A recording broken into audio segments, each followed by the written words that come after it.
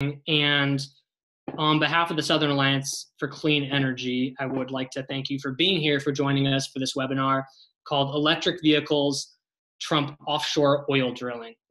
My name is Chris Carnevale, and I'm the Coastal Climate and Energy Manager for the Southern Alliance for Clean Energy. Next slide, please. For those of you not familiar with Southern Alliance for Clean Energy, we're a nonprofit organization that promotes responsible energy choices that work to address the impacts of global climate change and ensure clean, safe, and healthy communities throughout the Southeast. We're a membership organization, and we'd like to acknowledge our members on this call and encourage those of you who are not members to please join us today. For ways in which you can become a member and get involved, please visit our website, cleanenergy.org. Now I'd like to take a moment to review the basic functions of the Zoom webinar platform on the bottom of your screen. To ensure sound quality, all attendee lines will be muted throughout the presentation. If you're having trouble hearing or seeing the slides, click the chat button and type in your problem so we can help you troubleshoot. We've also saved time at the end of the presentation to answer questions. To ask a question, click the Q&A button along the bottom of your screen, and we will work to get to as many questions as we can at the end of the presentation. Lastly, we are recording the webinar, and we'll send you the link to the recording along with some action steps we address after the webinar is finished. Next slide, please. This webinar is part of the Southeast Coastal Climate Network webinar series. The Southeast Coastal Climate Network is a network of individuals and organizations interested in climate and energy in the Southeast. If you enjoyed today's webinar and would like to receive regular news updates and action alerts, please join the network by visiting cleanenergy.org/SECCN or email me at chris@cleanenergy.org. Next slide, please. Today's presenters, we have myself, the Coastal Climate and Energy Manager for SACE, Ann Blair, SACE's Clean Fuels Director, and Simon Mahan, Renewable Energy Manager for SACE. Next slide, please. Our topic for today's webinar is electric vehicles and how they're able to drive down demand for offshore oil drilling. The webinar is in commemoration of the 8th anniversary of the Deepwater Horizon tragedy, which takes place tomorrow, as well as to celebrate Earth Day, which is this Sunday. The content of this webinar was released in a series of detailed blog posts on SACE's blog, which you can find at blog.cleanenergy.org. So if you are seeking more information about this topic, please visit the blog posts, because we will only have time to kind of go over the highlights of the information, but we have additional details as well as links to citations on the blog if you'd like to see more information. The overall theme is how, given the advancements in vehicle electrification and the projected widespread deployment of electric vehicles, the Trump administration's currently proposed expansion of offshore drilling for oil and gas in protected areas is intrinsically risky and unnecessary. Our analysis finds that most, if not all, of the oil that could be produced by opening our nation's currently protected offshore areas may be offset by the rise of electric vehicles in the US. Today's webinar will be presented in 3 parts. Firstly, how the risks of offshore drilling along the southeast coast would outweigh the benefits. Secondly, the advancements of electric vehicles. And thirdly, analysis showing how many electric vehicles it would take to offset any oil that could be produced by opening protected offshore areas. Then we'll close with a set of policy recommendations and Q&A. Next slide, please. In January of this year, the Trump administration proposed a vast expansion of offshore drilling off our nation's shores. In total, the proposed drilling area encompasses about 90% of our ocean acreage. This is a map of the proposed drilling areas in the lower 48 states. However, nearly all of the areas off of Alaska's coast are included in the proposal as well. Next slide, please. The proposal flies in the face of coastal communities which overwhelmingly oppose offshore drilling. This map from Oceania shows East Coast local governments that have passed resolutions opposing offshore oil drilling and seismic air gun exploration for oil and gas. Altogether, it's currently more than 190 local governments that have passed such resolutions, and more are being passed month by month.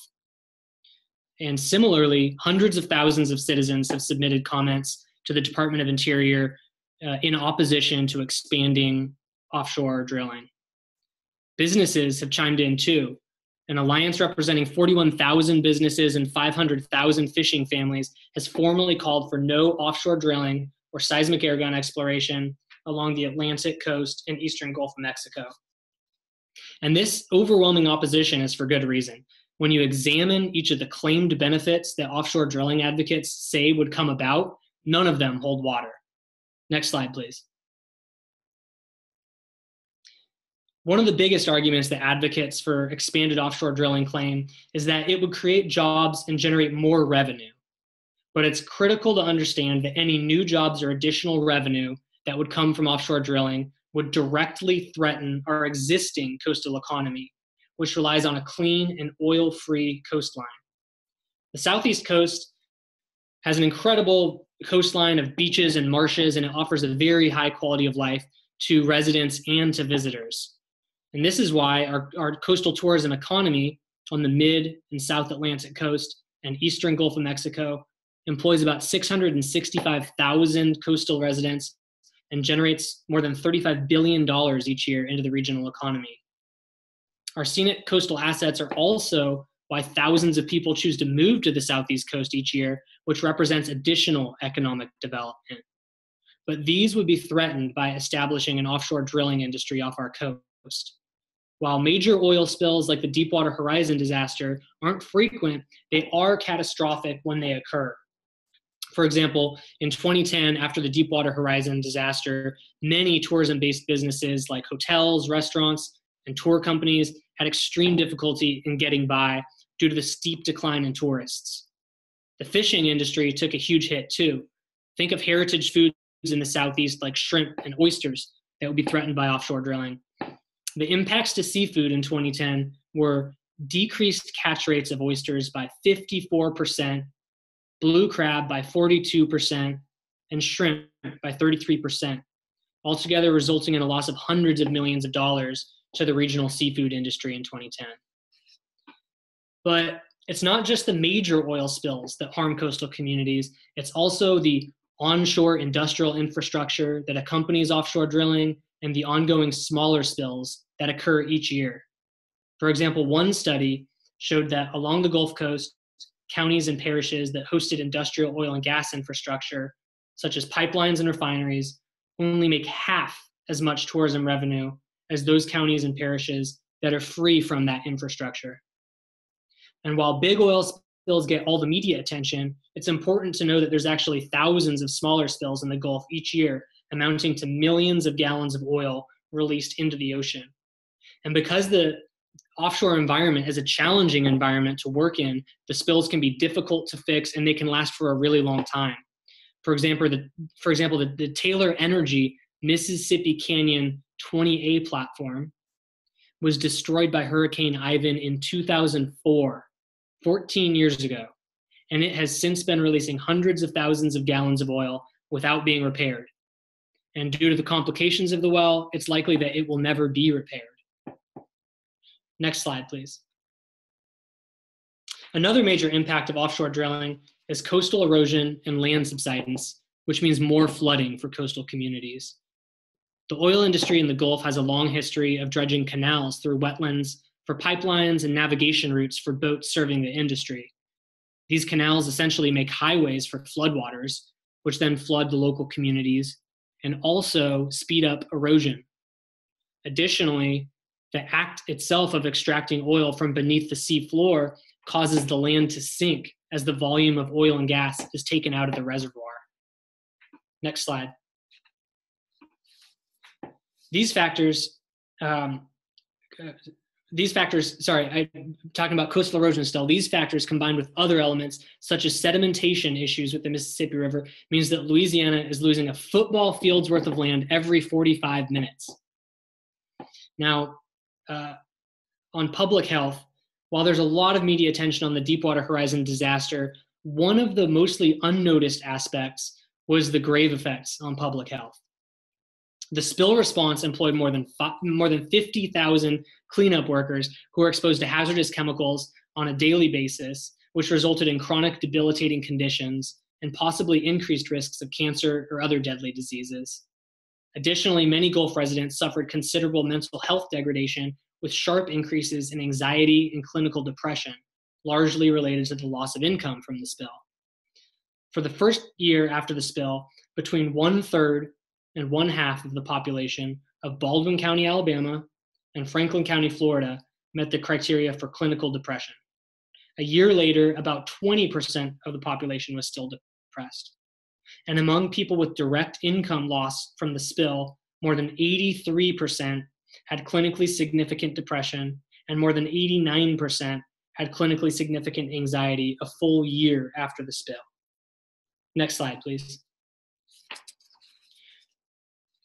One serious threat of offshore drilling that's only just now becoming visible as economics and technology change is the trend of reduced oil demand, a contracting oil market, and the risk of stranded oil assets.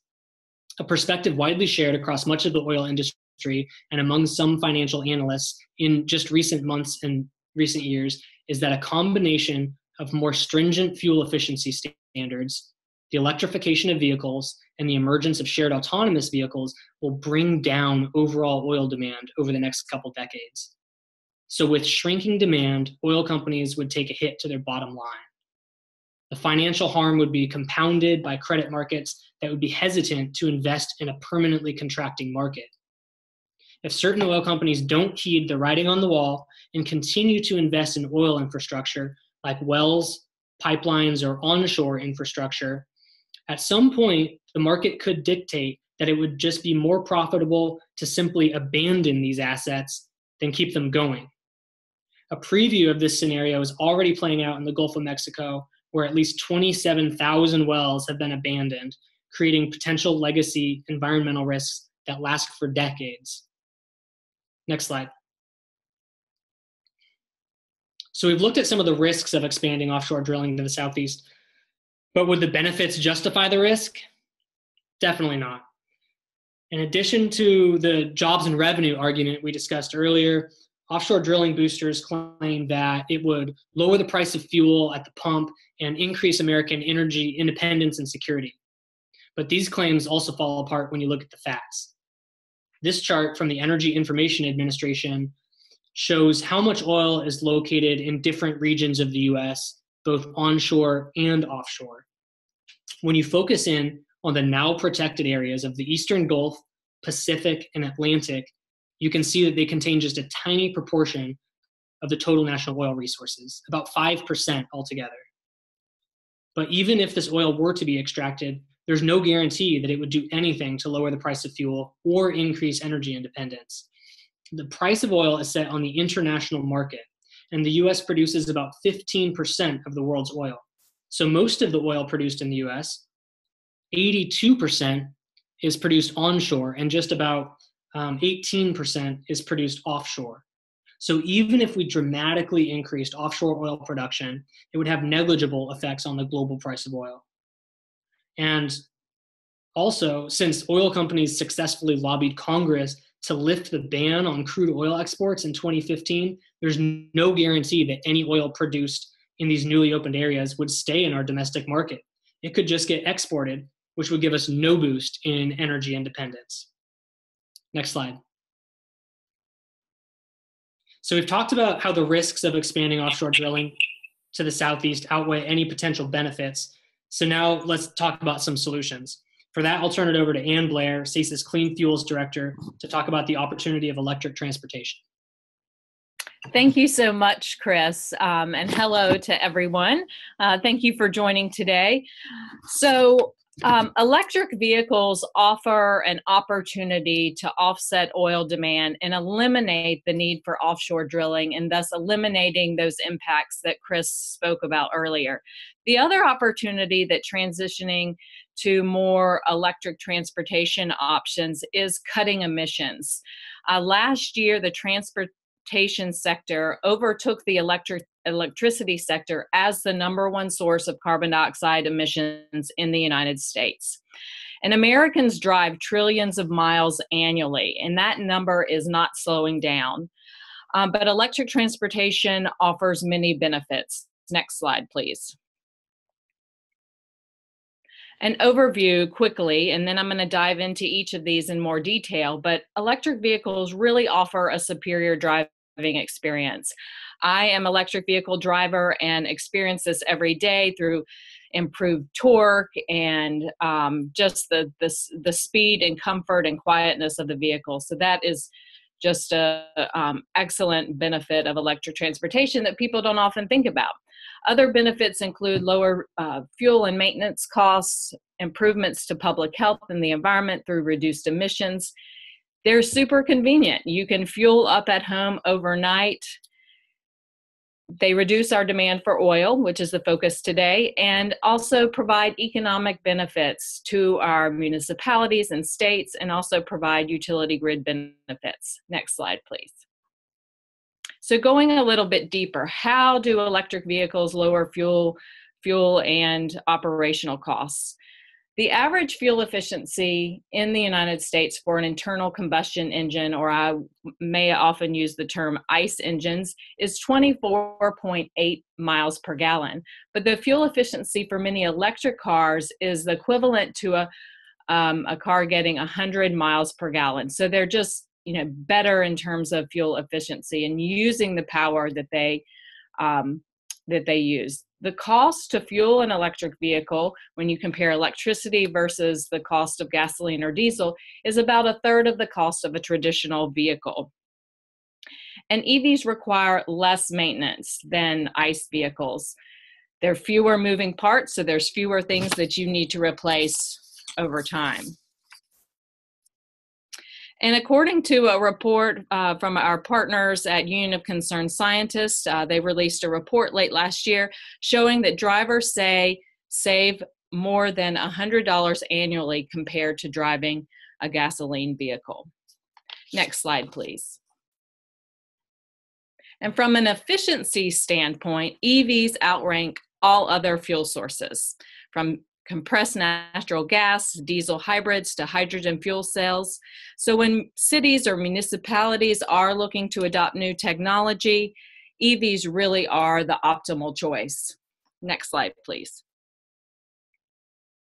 And EVs are better for public health and the environment.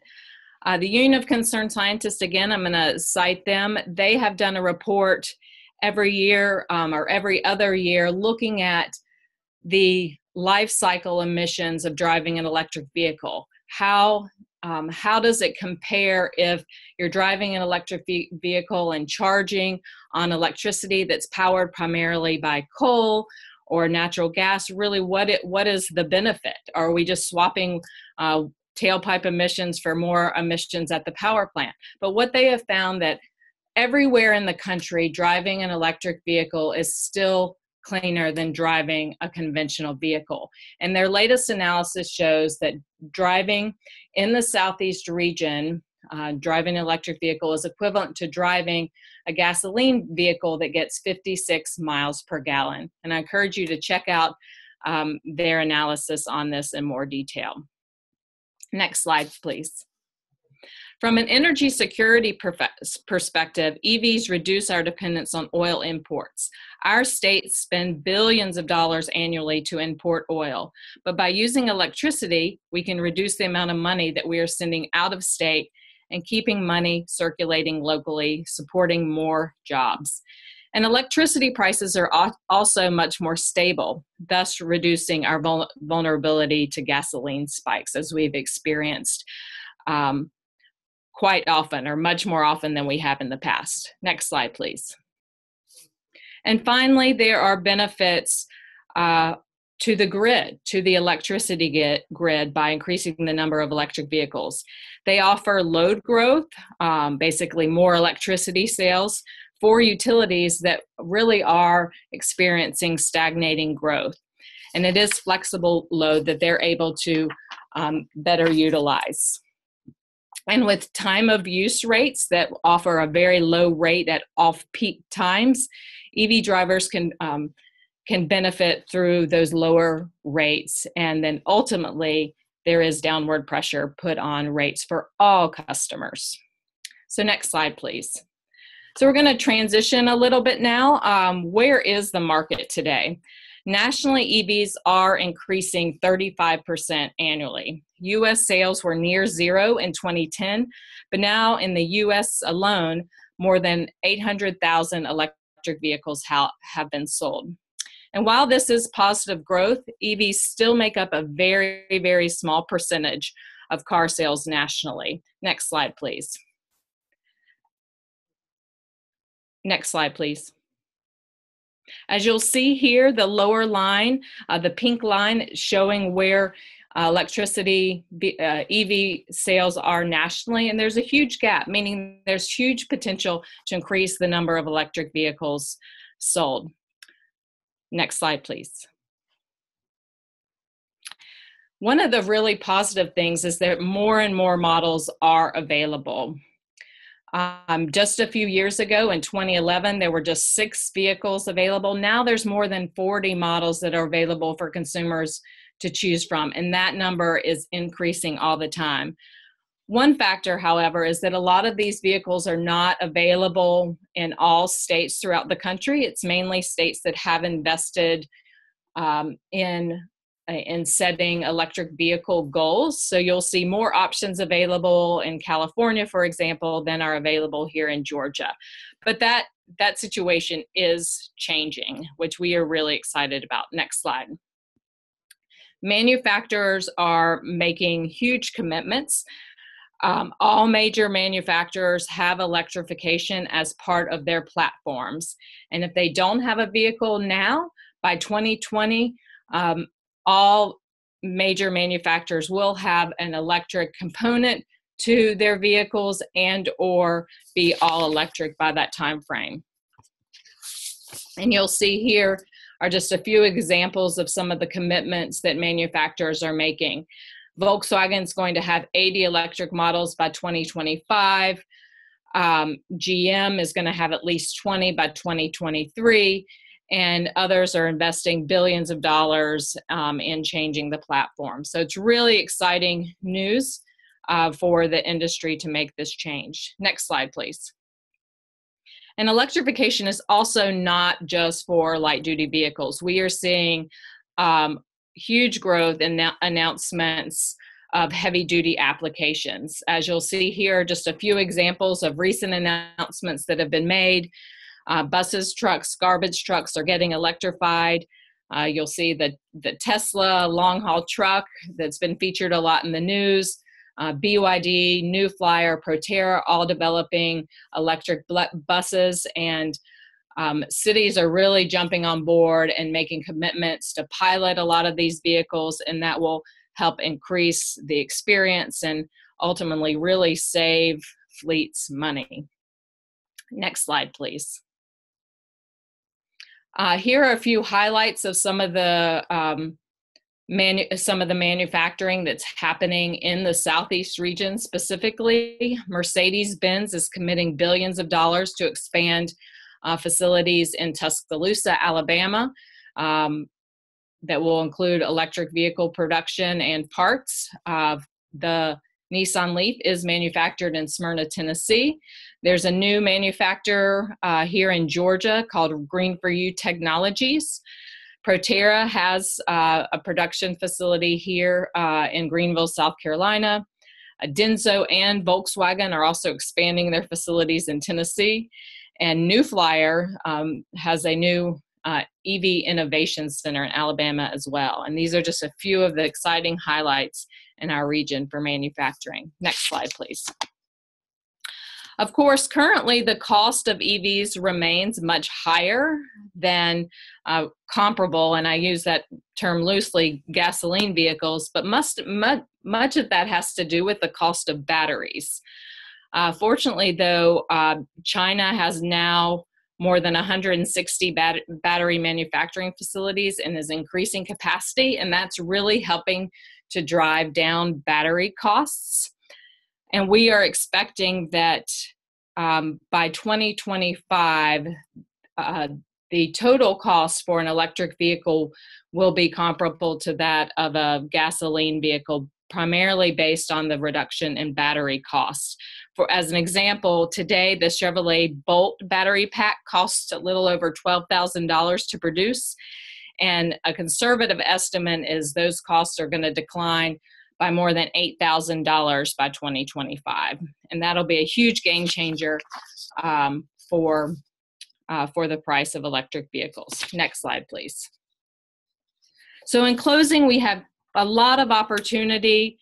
There are some challenges to electric vehicle adoption, notably just consumer awareness about the vehicle options, the functionality, and we are working on a number of efforts to change that, host events, host ride and drives, and we have 2 education and action programs that we are excited about. One's called Electrify the South, and you can check us out at electrifythesouth.org, where we provide resources about EVs and charging, and the Next Car Pledge, which is an initiative to mobilize folks to make a pledge to learn more about electric vehicles and get engaged in EV policy throughout the Southeast region. So we hope you'll check both of those initiatives out.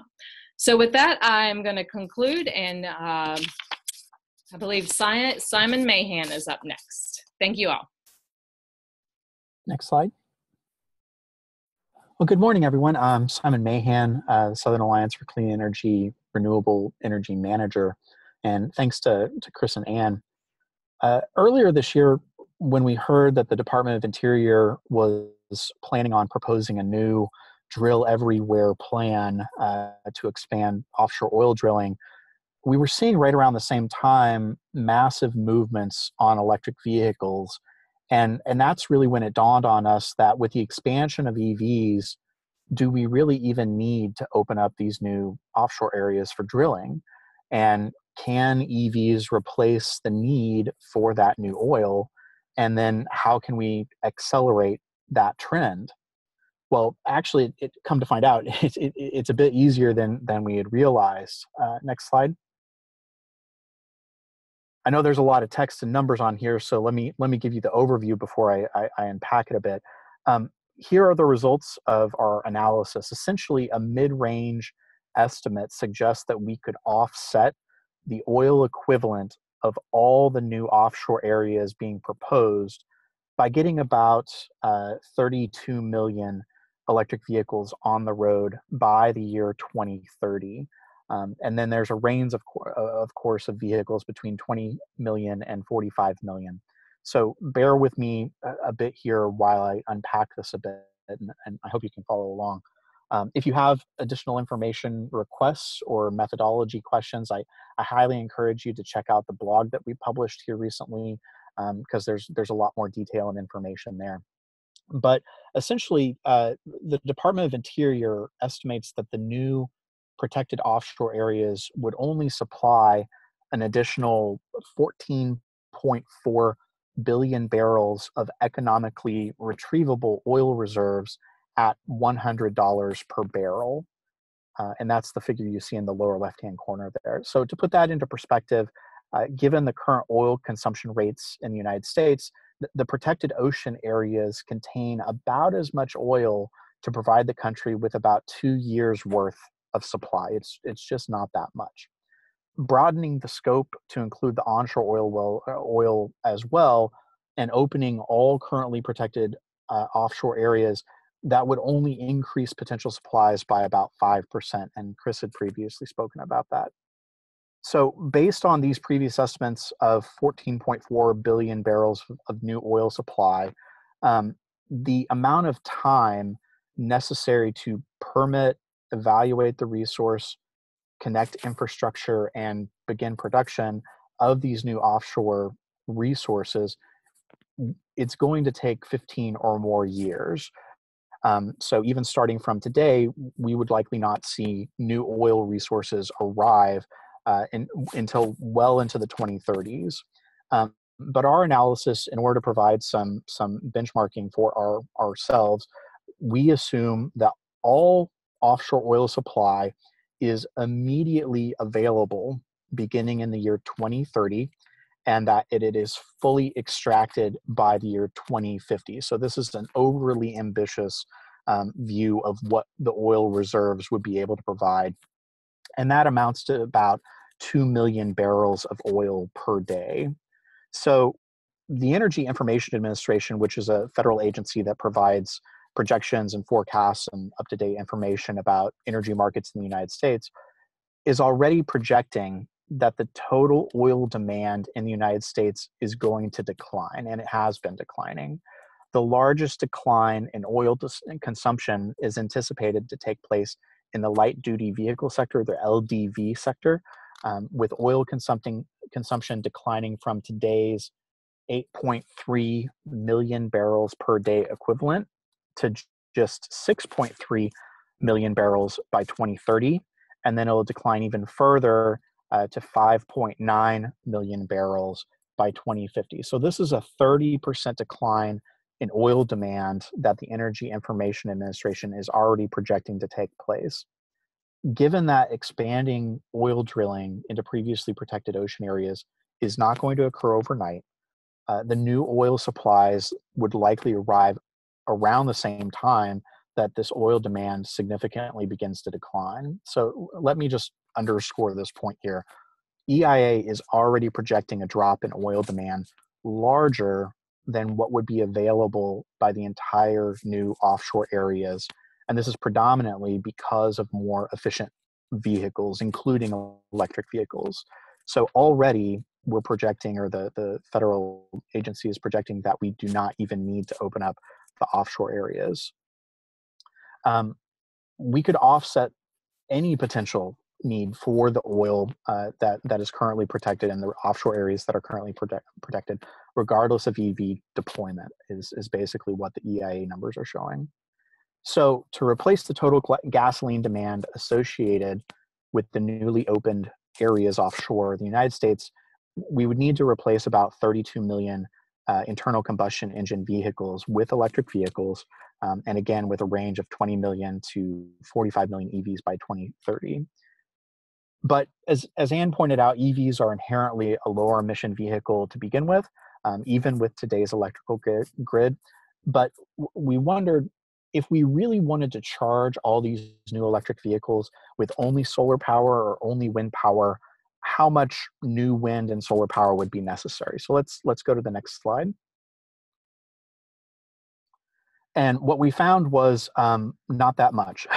It's really quite possible to build new solar and new wind energy resources enough to meet the 35 million electric vehicle demand. Electricity requirements for an electrified fleet of about 32 million electric vehicles would require about 126,000 gigawatt hours. So that's 126 billion kilowatt hours. To generate that much electricity, the equivalent in wind energy is about 36 gigawatts worth of nameplate capacity for wind energy, or about 72 gigawatts of new solar energy capacity. So to put those values into perspective, 32 million EVs represents just about 12.6 million average homes in the equivalent electricity demand. And to put the wind and solar figures into perspective, the wind industry installed 7 gigawatts of new capacity last year, and the solar industry installed 10 gigawatts of new capacity last year. So that's indicating that the new EV demand could easily be served by new wind or solar energy resources relatively easily by 2030. So in short, the new electricity supply from renewable energy resources can easily provide ample room for EV growth. So we have the technology, we have the capability, the prices are coming down. Projections are already showing we don't need this new offshore oil, but we do need good public policy to drive EV deployment and to protect our oceans. So next, we're going to have Chris and Anne discuss some policy recommendations to drive that change. Next slide. Chris? So these are the policy recommendations we propose on the offshore drilling side. We have 6 of them, and they're pretty simple. Firstly, the Department of Interior should cease the development of the new 5-year program and continue implementing the current program from 2017 to 2022. We still have several years left that the current program could be implemented without the additional areas proposed in the new program. So we should continue down that path. Secondly, the Department of Interior should deny permits for seismic air gun exploration in the Atlantic. There's no economic justification based on real market information that could justify drilling, that could justify the damage that would be done by seismic air gun exploration in order to get to any small oil and gas resources that might be off the Atlantic. So those permits should be denied. Thirdly, Congress should extend the moratorium on oil and gas leasing in the protected portion of the eastern Gulf of Mexico, which is currently set to expire in 2022, as well as delay the seismic air gun exploration in the Atlantic. There is a bill that has been filed in Congress by Representative Mark Sanford called the Coastal Economies Protection Act, and that would serve both of these purposes, and it should be supported. Fourthly, Congress should reinstate the ban on crude oil exports. You cannot say that drilling off of our shores will increase energy independence or security unless you close that loophole of just exporting it and thus giving us no independence or security benefits. Fifthly, local and state governments should pass resolutions to oppose offshore drilling and seismic air gun exploration. They'd be in good company, like I mentioned earlier. More than 190 local communities have passed such resolutions in the past several years. And there's lots of sample resolutions that can be found at stopthedrill.org.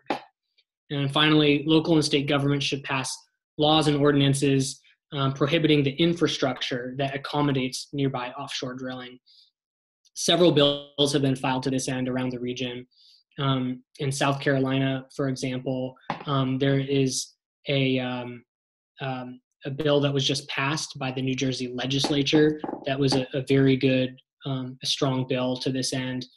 And those are some good models about what can be done to prevent offshore drilling damages. Han?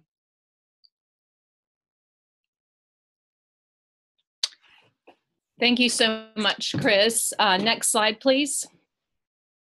So what are some of the things that could be done to help advance electric vehicle adoption? Here we are offering a few recommendations that are primarily targeted at municipalities and states, specific actions that they can take. And then I'm going to cover a few other details and recommendations as well. So municipalities and states can really help facilitate EV adoption by considering things like what's called EV ready ordinances.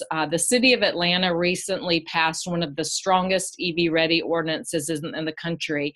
And what that does is require that all new buildings and parking structures install the conduit that would help facilitate adding charging stations to those facilities. It's much less expensive to do it on the front end than to go in and retrofit buildings later.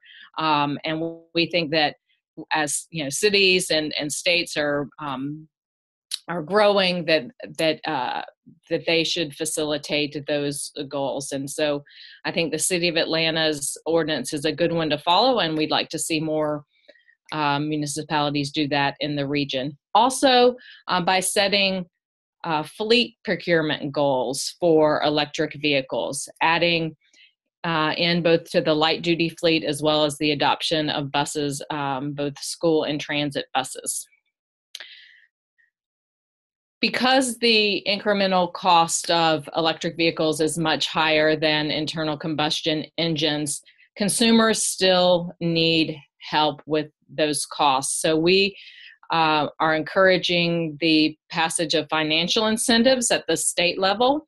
And that could be a sales tax rebate on the purchase of an electric vehicle or a tax credit. As many of you may know, in Georgia, there was a generous tax credit for many years that allowed Georgia to get on top in terms of electric vehicle adoption. But that was repealed and is no longer, and there has been a substantial slide, more than 90% reduction in EV adoption as a result of that.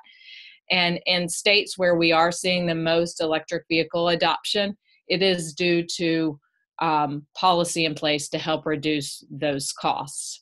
And we advocate for limits put on that because, as I mentioned earlier, with battery costs coming down, that, you know, the cushion of financial incentives is really only needed for a few years to help spur the market.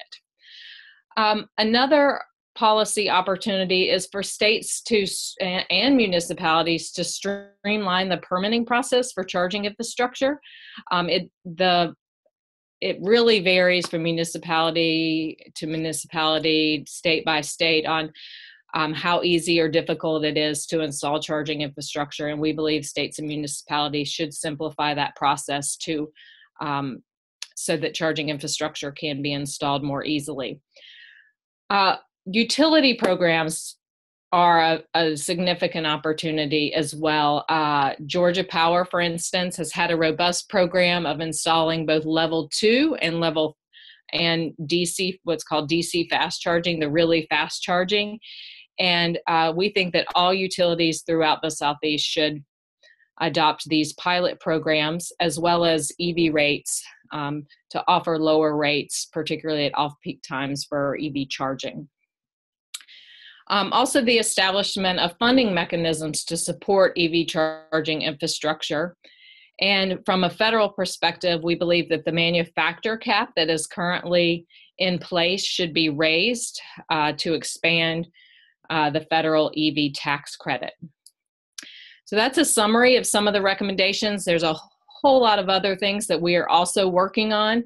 One of the most near-term opportunities is the Volkswagen settlement. As many of you may have heard, Volkswagen violated the Clean Air Act and now must pay billions of dollars to correct some of their misdoings. And so each of the states in the around the country is getting millions of dollars to implement programs to reduce nitrogen oxide emissions. And so this money can be used specifically to replace diesel engines. And there are 3 open comment periods that are open right now. One is in Florida, one is in South Carolina, and one in North Carolina, where they are actively taking recommendations and comments. And we have all the background and petitions and links to where you can make comments on our electrifythesouth.org/VW-settlement website. And we will send that link around in our follow-up to the webinar as well. The deadlines for comments are all in May for those comment periods. And what we are encouraging is that the states prioritize electrification, replacing dirty diesel buses with electric ones, as well as prioritizing 15% of the funding for charging infrastructure. So that concludes my comments for today, and I hope you will all engage in that process. Great. So we have time for a few questions. Since we got started a little late, we can probably only take a couple questions. If you do have a question, please type it into the Q&A box down at the bottom of the screen. Let's see. We have a comment about batteries and power plants that was submitted before Simon talked about the renewable energy potential to fulfill any extra capacity needs. Grant, I hope that answered your question. And then there's also a question about hydrogen, or a comment rather. The VW settlement allows for hydrogen stations as well. Simon or Ann, do you want to comment on hydrogen?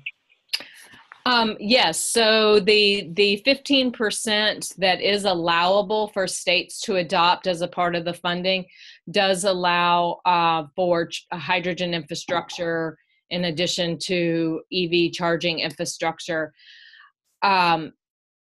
We are primarily, advocating for electrification because of its efficiency primarily, but it is, hydrogen is allowable, and as a part of that program, and states will have that option to install hydrogen infrastructure if they think that that's an important strategy for reducing emissions. There are a lot of inputs required in hydrogen, and it's just not as far along as electrification is at this point.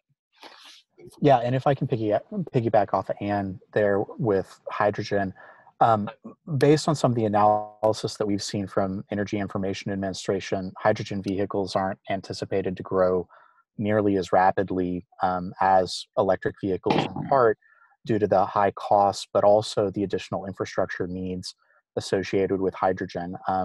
With electric vehicles, you can drive home and plug in overnight. With hydrogen, you need to have dedicated pipeline infrastructure associated with additional stations. Currently, the Department of Energy's Alternative Fuels Data Center only shows hydrogen fuel stations. Public hydrogen fuel stations are really only available in California currently. So we think hydrogen is going to be an important component of all of this. However, at this point, electric vehicles seem to be much easier and cheaper and quicker to remove additional demand for oil. Great. Okay, we have a couple extra questions. Will this presentation be, will the recording be available? Yes, it will. We'll email it to you, and it will be on our website at cleanenergy.org. Someone asks about the data that's represented here. For that, I would say actually check out our blog series that has all of this information on it. The blogs have many links to sources of data, so you can see it at blog.cleanenergy.org. Okay, let's see, going down our list of questions. There's someone who's interested in putting an EV charge station at their building for a neighborhood community association. Are there any regional or national grants that are available for such an effort? Ann? Yes, so there are a few different options that could potentially be pursued. The most, depending on where you're located, the utilities are offering some programs that will help with the cost of that. Do we know where the question came from? What region? So for example, in Georgia Power is offering rebates for installation of charging infrastructure for businesses as well as residents. In Florida, Duke is offering some programs as well. And some of the other states and utilities do offer those programs. I'm happy for you to send me an email afterwards, and I can specifically tailor the information to help you identify if there's any funding options in your area. And I can be reached at ANNE@cleanenergy.org. Okay. And with that, we actually need to wrap up. I apologize to anyone who didn't get their question answered. You can follow up with us. Ann just mentioned her email, Anne, ANNE@cleanenergy.org. I'm at Chris@cleanenergy.org, and Simon's at Simon@cleanenergy.org, and we'd be happy to help you with any questions. But with that, we need to wrap up because we are over our time. So I just want to thank you all for joining us and for your questions. Like I said, today's presentation has been recorded, and we'll send you a link once it's been processed, probably early next week. And if you enjoyed today's presentation, please consider joining SACE so we can continue to work towards clean energy solutions for the Southeast. Visit cleanenergy.org for information on how to join and become involved. Thanks a lot, everyone, and take care. Bye.